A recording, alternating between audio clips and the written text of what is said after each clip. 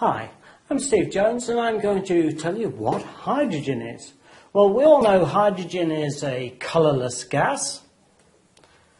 It's not very dense, it's lighter than air, and it's colourless. We said that? Colourless, yes. Colourless gas, lighter than air, and it is very flammable. That is, it's easily burnt, so it's flammable. It's a dangerous gas, it explodes. All right, but actually what is hydrogen? Hydrogen is the lightest of the elements. It is the number one element. It's number one. It is unique. It is light.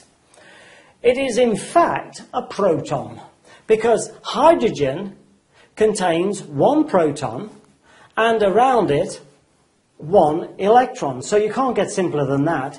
If I remove the electron by ionizing it, it becomes a hydrogen with a positive charge, which is just a proton.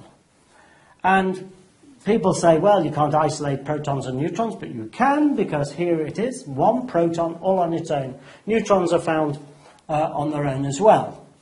So hydrogen is basically a proton, but some hydrogen has more than that. It has a neutron as well. So there is one neutron here in this version of hydrogen, which we call hydrogen 2, heavy hydrogen or deuterium. This is a natural material. It is normal. 10% of hydrogen is heavy hydrogen.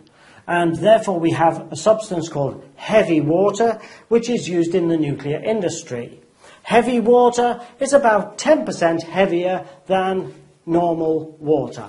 So heavy hydrogen exists naturally. A third form of hydrogen, these are all called, by the way, isotopes, because they are chemically identical but physically different. The third form has two neutrons. This is not stable. It is a radioactive material. It disintegrates very quickly. It is this that is one of the main components of a hydrogen bomb, where you actually combine tritium with other materials, sometimes two tritium atoms, combine together and produce a huge explosion, a huge amount of energy when the two combine to form helium. This is the process that occurs in the sun.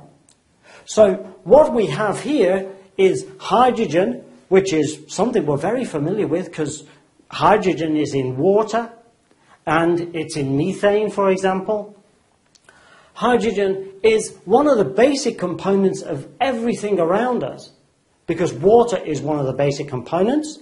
So it's a lighter than air, colourless gas, which is flammable and explodes, and yet it is a thing that's around us all the time, but in combined form.